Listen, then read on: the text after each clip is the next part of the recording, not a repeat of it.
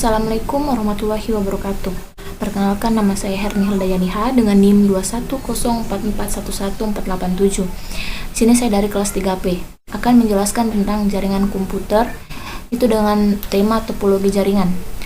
Adapun pengertian topologi jaringan yaitu topologi jaringan komputer merupakan teknologi yang mempelajari suatu teknik untuk menghubungkan komputer dengan komputer lainnya, kemudian membentuk sebuah jaringan. Topologi jaringan komputer juga menjadi suatu metode untuk menghubungkan dua komputer atau lebih dengan menggunakan kabel UTP, fiber optik maupun tanpa kabel atau nirkabel sebagai media transmisi. Dalam hal ini akan sangat memungkinkan user bisa berkomunikasi dengan user yang lain dengan mudah walaupun berbeda tempat. Selanjutnya, manfaat topologi jaringan. Yang pertama, arah jalur internet menjadi jelas. Jadi, memudahkan network engineer untuk melakukan konfigurasi. Dan yang kedua, dapat meminimalisir biaya instalasi jaringan karena semua sudah dihitung dengan matang dalam topologi jaringan. Jadi, minim kemungkinan perangkat kelebihan maupun kurang. Dan yang ketiga, memudahkan dalam maintenance maupun upgrade di sisi network engineer karena semua telah terstruktur dengan rinci. Pemberian label pada setiap kabel juga akan menjadi nilai plus. Dan yang keempat, penggunaan menjadi sangat mudah di sisi user. Semua bisa saling berkomunikasi dengan baik. Selanjutnya, jenis-jenis topologi jaringan komputer.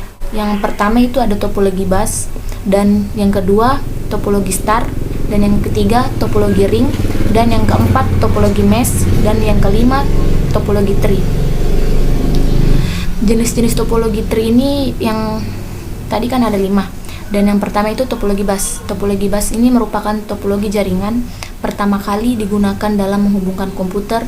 Media transmisi yang digunakan berupa sebuah kabel panjang dengan beberapa terminal yang nantinya akan terhubung ke masing-masing komputer. Dan pada ujung kabel harus diakhiri dengan satu terminator. Topologi jaringan ini sudah sangat jarang dipakai di suatu perusahaan maupun instalasi karena risiko yang ditimbulkan terlalu besar, mulai dari tingginya risiko tabrakan data, dan jika ada suatu perangkat komputer yang rusak, maka jaringan langsung tidak bisa berfungsi sebelum diperbaiki. Dan yang kedua, topologi star. Topologi jaringan ini memiliki bentuk yang sama seperti bintang dengan hubungan sebagai media penghubung ke setiap perangkat komputer.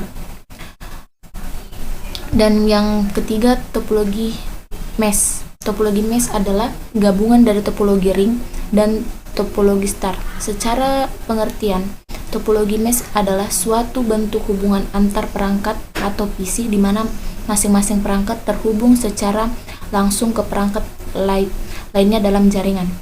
Dan yang keempat, topologi hybrid merupakan sebuah topologi jaringan baru yang tercipta antara beberapa topologi jaringan yang berbeda jenis. Topologi hybrid terlihat lebih rumit karena merupakan gabungan dari topologi jaringan yang berbeda jenis. Contohnya adalah gabungan antara topologi tree, star, dan yang lainnya. Adapun perangkat keras jaringan komputer, yang pertama yaitu komputer, kedua network interface card, dan Ethernet card atau kartu jaringan. Dan yang ketiga, hubungan dan switch. Yang keempat, repeaters. Dan yang kelima, bridges dan jembatan. Yang keenam, router. Jenis-jenis jaringan komputer tadi itu ada local area network atau LAN, merupakan jaringan internal di dalam sebuah gedung atau kampus, yang dimana LAN seringkali digunakan untuk menghubungkan komputer-komputer pribadi dan workstation dalam kantor suatu organisasi, perusahaan atau pabrik-pabrik untuk memakai bersama sumber daya, misalnya printer, media penyimpanan atau streak, dan saling bertukar informasi. Dan yang kedua, Metropolitan Area Network atau MAN merupakan versi LAN yang dengan area yang lebih luas dan biasanya menggunakan teknologi yang sama dengan LAN.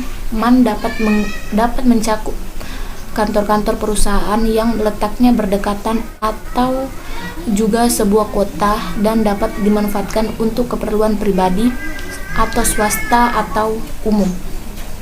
MAN mampu menunjang data dan suara, bahkan bisa berhubungan dengan jaringan televisi kabel. Dan yang ketiga, Wide Area Network atau WAN. Jangkauannya mencakup daerah geografis yang luas, seringkali mencakup sebuah negara, bahkan benua. WAN terdiri dari kumpulan mesin-mesin yang bertujuan untuk menjalankan program-program atau aplikasi pemakai. Dan yang keempat, orang yang terhubung ke jaringan sering berharap untuk bisa berkomunikasi dengan orang lain yang terhubung ke jaringan lainnya. Keinginan seperti ini memerlukan hubungan antar jaringan yang seringkali tidak kompatibel atau berbeda. Dan yang terakhir yaitu jaringan tanpa kabel, yang dimana jaringan tanpa kabel atau lebih dikenal dengan wireless merupakan suatu solusi terhadap komunikasi yang tidak bisa dilakukan dengan jaringan yang menggunakan kabel. Jaringan tanpa kabel lebih leluasa bergerak atau mobile dalam melakukan aktivitas komunikasi. Baiklah, itu saja yang dapat saya jelaskan. Kurang lebihnya mohon dimaafkan. Wassalamualaikum warahmatullahi wabarakatuh.